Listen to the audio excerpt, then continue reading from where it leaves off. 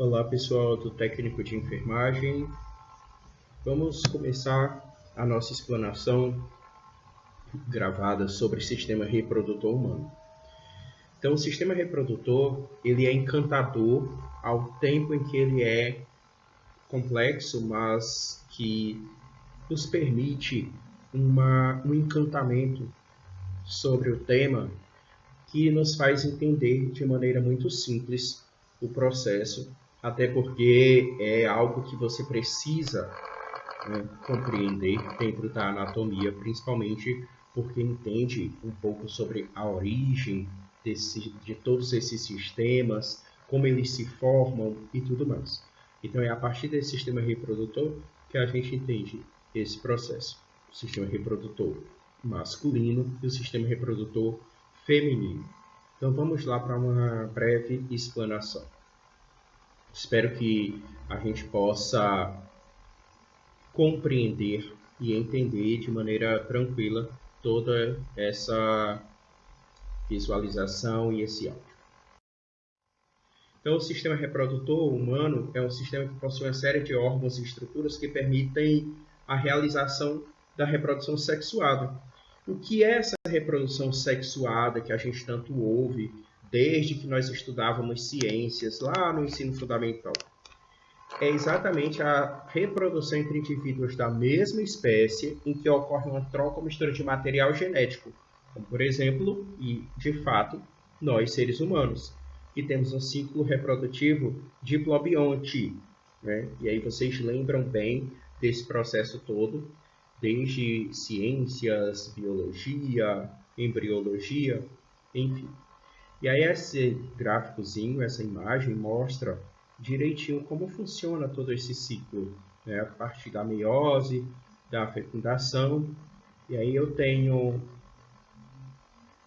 os gametas masculinos, os gametas femininos, para que possa formar um zigoto interessante para que haja esse processo de reprodução.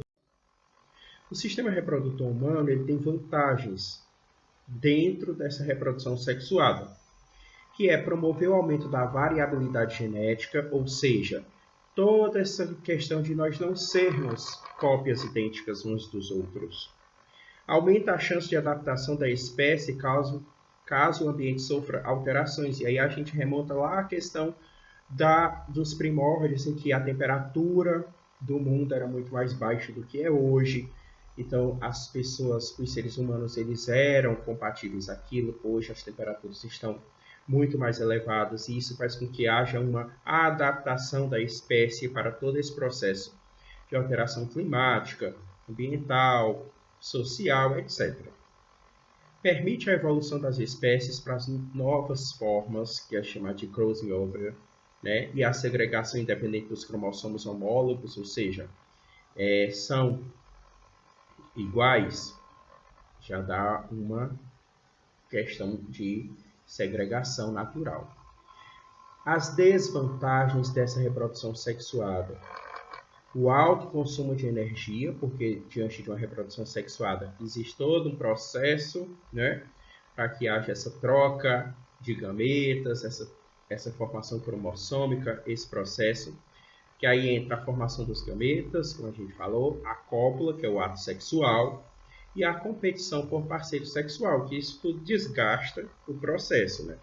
Aquela questão da briga por quem vai ganhar o direito de reproduzir. O aparelho reprodutor masculino, que é algo interessante para nós entrarmos em detalhes maiores. O aparelho reprodutor masculino ele é formado, por exemplo, por uma bolsa escrotal, que a gente chama de escroto, que é exatamente onde se protege os testículos, que é chamado de gônadas masculinas, tá? Ou seja, é aquele saco que a gente chama de saco escrotal, que protege essas gônadas. Ele possui um músculo, que é o cremaster, que controla a temperatura dos testículos, ou seja, quando a temperatura está elevada, a bolsa distende, que é para diminuir a temperatura interna e manter os testículos na temperatura ideal. E quando ela está baixa, a temperatura ambiente está muito baixa, essa bolsa se contrai e aí aumenta a temperatura interna, deixando esses testículos, essas gônadas, mais aquecidas para que não perca a produção e o controle da espermatogênese, certo? Da produção de espermatozoides. Então, é isso que acontece. A gente que a gente comentou. Então, os testículos, eles são gônadas, que é chamada de gônada masculina. É um par, ou seja, são dois. Produz os gametas masculinos, os espermatozoides. E produz o hormônio sexual masculino, a testosterona. Então, a testosterona ela é produzida mais aí, nos testículos. Nos testículos. Então, onde acontece essa... É por isso que nós, homens, temos essa característica, né, testosterônica, digamos, porque nós temos os testículos, que é onde há uma produção elevada desse processo. Os testículos, eles são, a gente tem nessa imagem a visão interna deles. Olha como é interessante. Eles têm túbulos seminíferos, que é o local onde ocorre a espermatogênese, ou seja, a formação de espermatozoides, que são nos túbulos seminíferos. Tá? A partir daqui, ó, olha toda a produção. E aqui no epidídimo acontece o armazenamento desse processo todo. Aí eu tenho a espermatogênese, que aí a gente leva lá para aquele período de biologia, de citologia, etc. Olha como é interessante, gente. O período de multiplicação das espermatogônias inicia-se aos 7 anos de idade.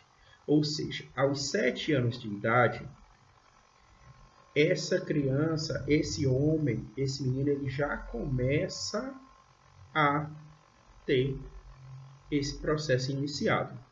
Aí, na puberdade, sob estímulo da testosterona, que é o que acontece, entra a primeira fase dos espermatócitos, que é a formação deles. Tá? Ó, aqui dá para observar direitinho. Ocorre a meiose e a formação de 4 espermatozoides, que é nesse processo aqui também, onde tem essa subdivisão se divide mais e mais, que são as espermátides. E aí há, após isso, a diferenciação das espermátides e a formação dos espermatozoides, que são exatamente esses senhorizinhos aqui, que tem uma cauda, né? Eles são caudeados, como a gente costuma falar. Eles têm uma base, que é uma cabeça, e essa cabeça tem uma cauda, que é que faz. Olha a espermiogênese. Aqui é mais ou menos a formação deles, tá vendo? Ó, há um complexo de Golgi, uma célula, aí tem vesícula do acrossoma, que aí tem o núcleo, centríolos, mitocôndrias e um flagelo, ó, que é a tal cauda. E aí vai se transformando no espermatozoide. É basicamente uma formação de uma borboleta. Tá? Todo esse processo metamorfósico. E aqui no final, você vê o espermatozoide pronto. Isso acontece quando, William? 24 horas por dia, durante toda a vida. Certo? Então, eles têm um tempo para serem consumidos, ou para serem expulsos, digamos assim. E aí, se esse tempo não acontece, o corpo reabsorve esses espermatozoides. E cria-se outros novos o tempo todo. Então, dentro desse aparelho reprodutor masculino, eu tenho a estrutura do espermatozoide, que é a cabeça, com um pronúcleo masculino haploide, chamado de N, e o acrossoma, que é o capuz formado por vesícula de complexo de Golgi, que vocês lembram lá de biologia, contendo enzimas digestivas que permitirão perfurar a camada protetora do ovócito no momento da fecundação. Então, é por isso que, no momento da fecundação, acontece, a partir desse acrossoma, que é esse capuz, ele consegue penetrar o ovócito na hora que vai fecundar, e aí geralmente um só espermatozoide consegue isso. Tem uma peça intermediária, que são centríolos, né, que é essa regiãozinha aqui, ó, que vocês estão vendo, que é parafusada, parece um parafuso, dispostos no polo oposto ao cromossoma, e originam-se os microtúbulos que constituem o flagelo. É a concentração de mitocôndrias fornecedoras de energia, ATP, para os batimentos do flagelo. Entende? E aí vem a cauda, que é formada pelo flagelo. Olha aqui. Cujos batimentos impulsionam o espermatozoide para que ele possa se deslocar e chegar até o ovócito para que ocorra a fecundação. E aí, saindo dos espermatozoides, a gente tem os testículos, que eles são formados pelas células de Leydig, que é uma célula intersticial, sob a influência de LH, que produz a testosterona, que é um hormônio, certo? É aqui onde acontece aquele processo. Eu tenho as células de Sertoli, olha aqui elas, que produzem substâncias que nutrem os espermatozoides, e aí fazem com que se formem direitinho. E eu tenho o epidídimo, que é o local de amadurecimento e armazenamento dos espermatozoides, que a gente já havia comentado antes. E esse desenho maior aqui, acrescido para mostrar, é o tubo seminífero. E aí eu tenho o canal deferente, como eu já havia conversado com vocês, que comunica o epidídimo à vesícula seminal. Ele é bem interessante, ó. A vesícula seminal, que produz o líquido seminal, o qual contém substância nutritiva, principalmente frutose, que irá nutrir o espermatozoide fora do organismo masculino. Ou seja, ele vai fazer com que, a partir do momento que seja ejaculado, o espermatozoide ainda continue algum tempo vivo dentro desse processo, certo? O que é interessante porque, mesmo fora, ele consegue sobreviver. E isso é bom e ao mesmo tempo não, né, galera? Mas enfim, a gente vai organizando todo esse processo.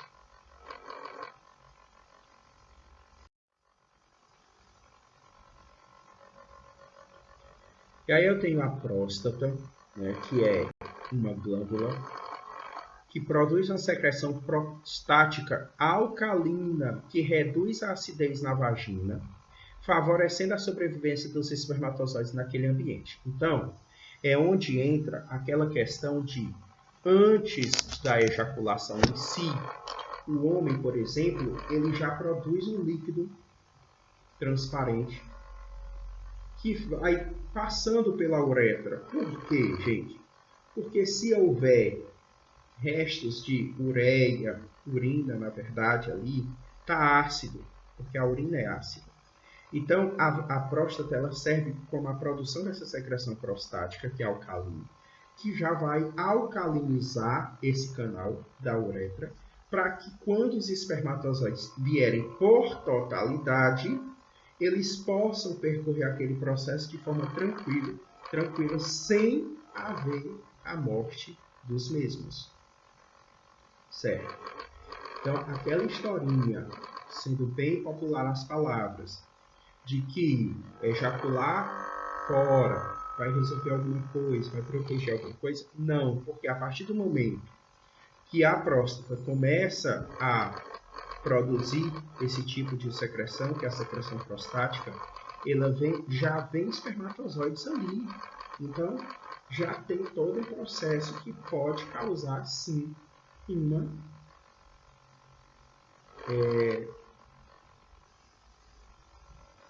gravidez, por exemplo, certo? Eu tenho a glândula bulbo uretral, que está aqui, ó. ela produz uma secreção que lubrifica o canal da uretra e facilita a motilidade dos espermatozoides. Também é outro processo que já vai ajudar nesse percorrer, né? Ele deixa mais lubrificada a uretra para que os espermatozoides possam. A uretra pode ter vários processos, certo? Infecciosos, de adoecimento, de obstrução. Isso são patologias que podem afetar esse canal. E eu tenho o pênis em si, que é o órgão copulador masculino, que quando estimulado ele fica ereto devido à entrada de sangue em seu interior. E aí toda essa parte aqui que vocês estão vendo, que é rocheadinha, ela enche de sangue e é preso a partir do sistema nervoso. Esse sangue é preso aqui dentro para que o pênis permaneça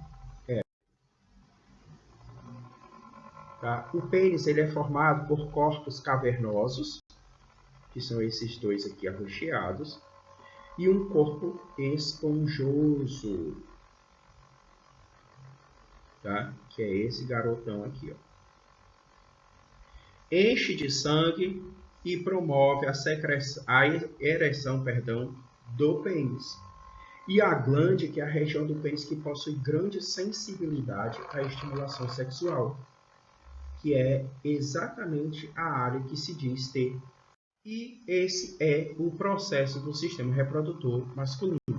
E depois a gente vai ter explicações ao vivo, né, para dar uma revisada sobre esse processo. Entremos agora no famoso aparelho reprodutor feminino.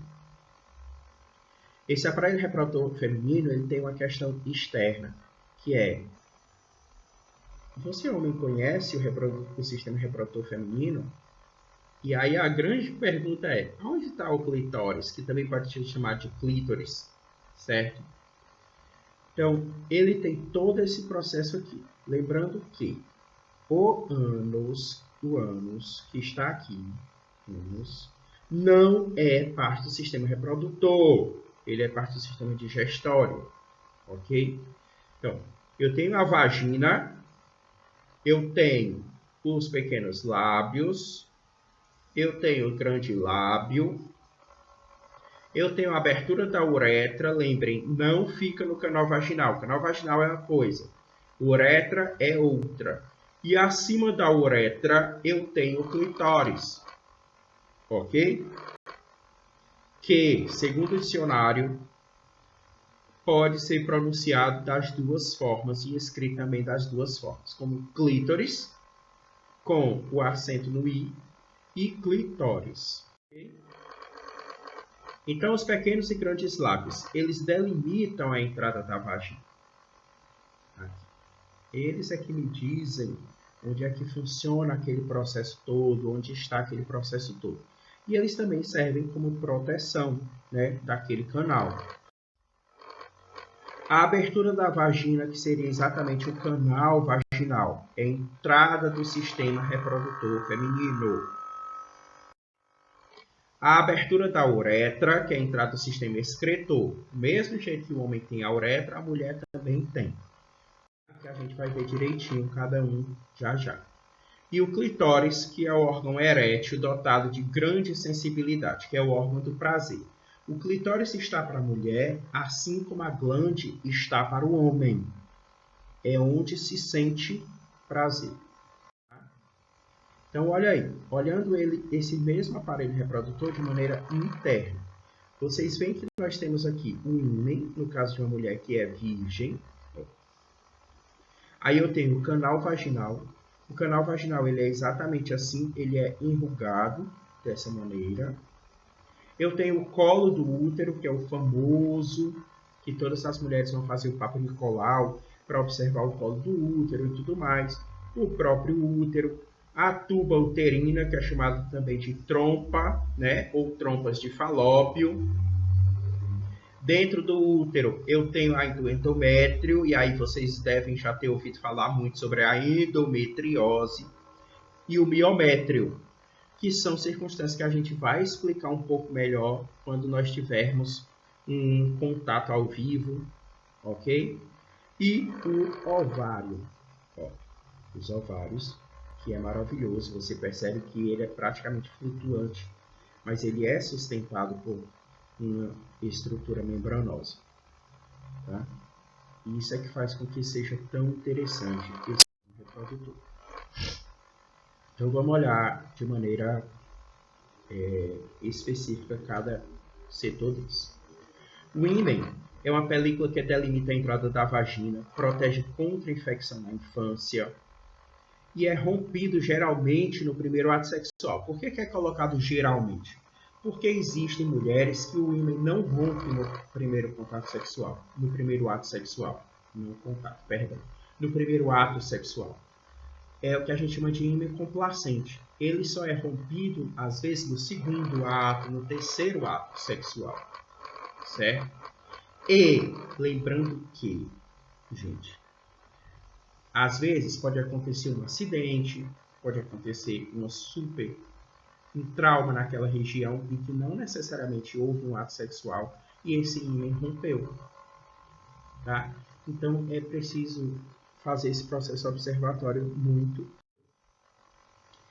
O canal vaginal comunica o útero com o meio externo. Possui em média 10 centímetros de comprimento.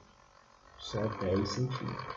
Se a mulher ficar muito excitada, é que esse canal pode aumentar de tamanho, tá? Mas ele chega aí a 16, 13, entre 13 e 16 no máximo centímetros. E ele dilata-se durante o parto e durante o ato sexual, tá? O útero. O útero é um órgão muscular oco. Ele expande-se durante a gravidez, tá? E o miométrio é um tecido muscular e o endométrio é a mucosa que reverte o útero. Ou seja, vamos lá. O endométrio é local onde ocorre a anidação, ou seja, a fixação do embrião. Ele que se fixa aqui. Então, a mulher que tem, por exemplo, endometriose, ela tem uma dificuldade imensa para engravidar. Tá? Então, por isso que tem todo aquele processo de dificuldade nesse processo de quem tem endometriose, porque é aí onde ocorre a nidação.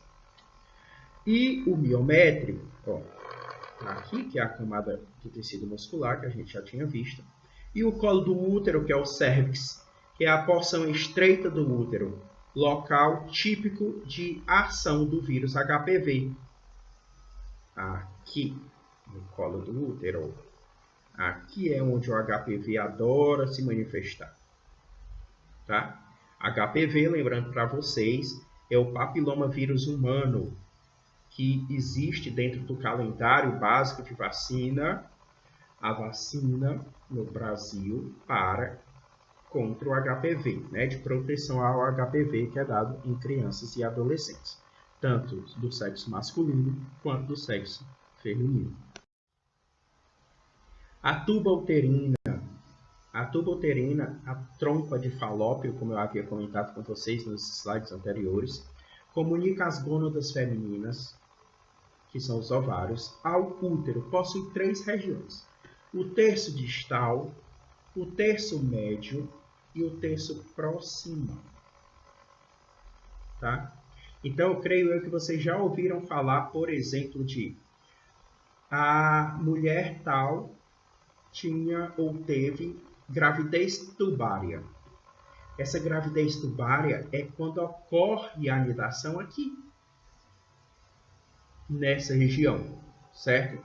Então não há como desenvolver um feto aí. Ele precisa ser desenvolvido aqui, ó, dentro do útero. Aqui ele vai rasgar essas trompas.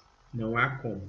Então é preciso fazer uma retirada desse processo. Olha o que acontece, ó. Na tuba uterina comunica as gônadas, aí local onde ocorre a fecundação do terço distal, ó. Tá, aqui ele vem, os espermatozoides sobem todo esse processo, até chegar aqui. Possui ciliatura, que auxilia a locomoção do embrião até o útero. Depois que há essa fecundação, aí esse ovócito fecundado, ele vai se deslocando, ó, e se vocês bem observarem, já começa o processo de reprodução aqui, ó. Olha aqui como aumenta. E aí ele vai e migra até o útero e se acopla no endométrio para poder começar o processo de desenvolvimento. Os ovários, eles são as gônadas femininas, ou seja, os homens têm os testículos, as mulheres têm os ovários. Produz óvulos, que são os ovócitos. Produz os hormônios estrogênio e progesterona, meninas. Por isso que tem essa confusão toda de ovário policístico. Ah, meus ovários estão produzindo demais, estão produzindo de menos. A mulher que faz esterectomia total com retirada de ovários e tudo mais, ela precisa fazer reposição, outras não, só retira o útero, não retira os ovários, certo? Isso é algo para nós discutirmos bem mais na hora do processo ao vivo. Eles têm o folículo de Graf, que ao se desenvolverem liberam o ovócito e o óvulo. Ó. E o corpo lúteo amarelo, que sugere a partir do folículo rompido após a ovulação. Olha isso. Está ovulando.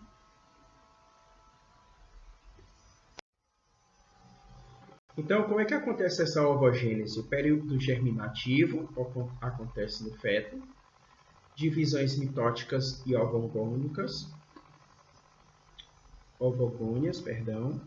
Que é o período germinativo.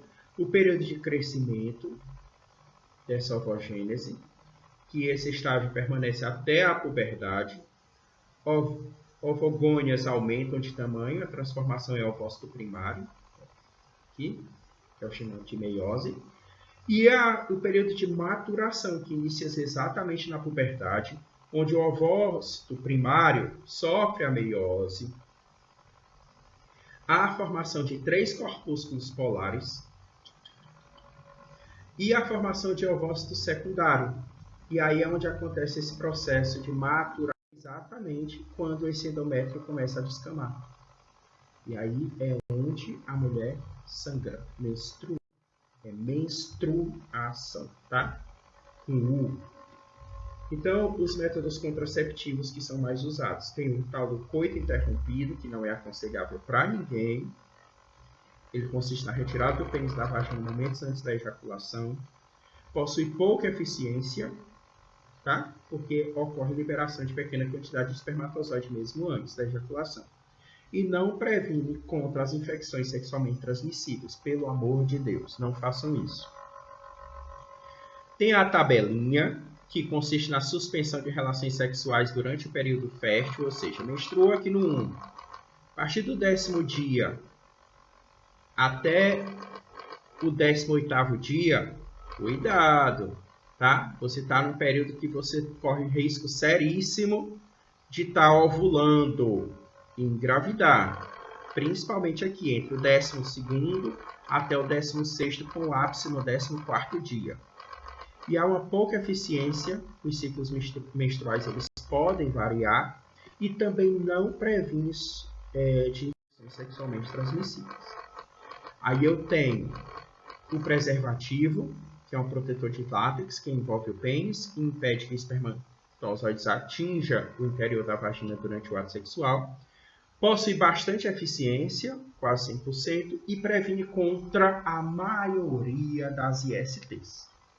A maioria.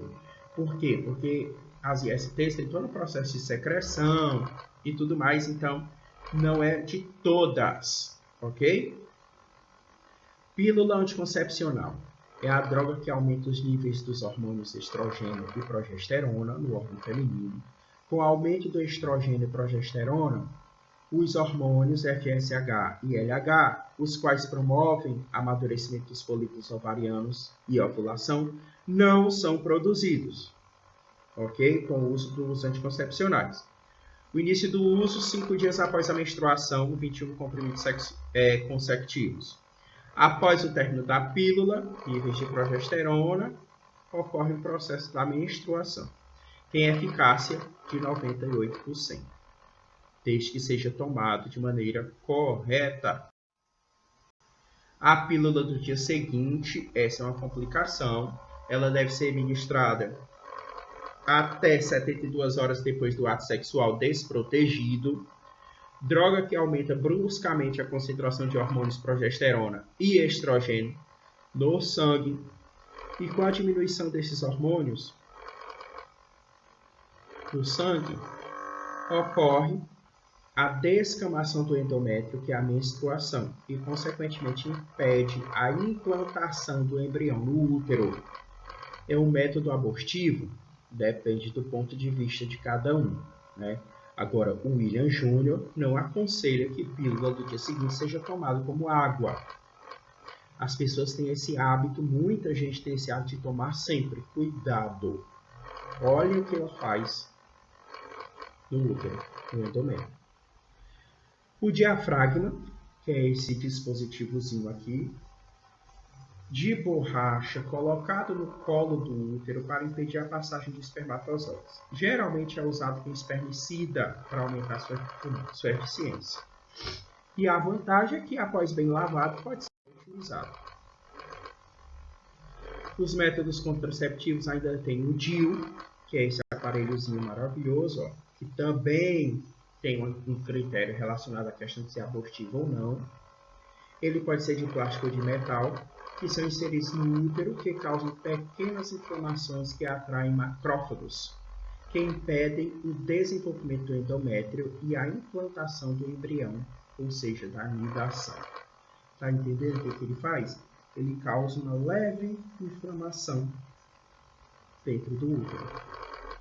E a camisinha feminina, que é uma bolsa de plástico, vocês percebam, muitas mulheres acham desconfortável o processo de colocação, e também porque ela não é muito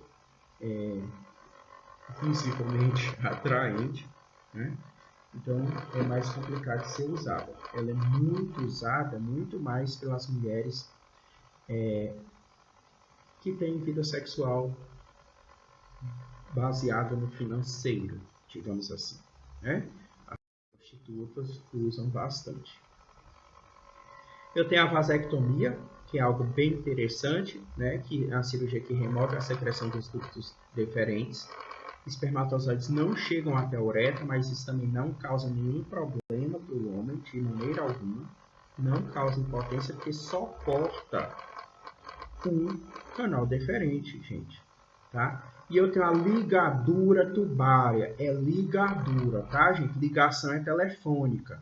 O nome disso aqui é ligadura das trompas, que acontece nas mulheres, que é mais basicamente parecido com a vasectomia. Ela remove a secção das tubas uterinas e os óvulos, os ovócitos produzidos não chegam até o útero. Então não há como a gravidez. E nós temos hoje o anticoncepcional masculino, que eu vou adorar explicar para vocês bem direitinho como é que ele funciona. Ele tem validade de 10 anos. Então, quando nós tivermos nosso encontro ao vivo, eu vou explicar direitinho como funciona esse anticoncepcional masculino, que já é um sucesso. Certo? Aqui eu estou deixando uns exercícios para que vocês possam resolver. Ok? Ele já está com respostas, no entanto, é uma forma de aprendermos mais sobre eles. Eu coloquei as respostas para que vocês possam ir treinando, lendo, por estudar é sempre bom, ok? E agradeço imensamente pela atenção de vocês diante desse processo, que nós possamos nos encontrar em breve para que a gente possa ter explicação não só sobre esse sistema, mas sobre tantos outros, ok? Um abraço e até nós nos encontrarmos novamente.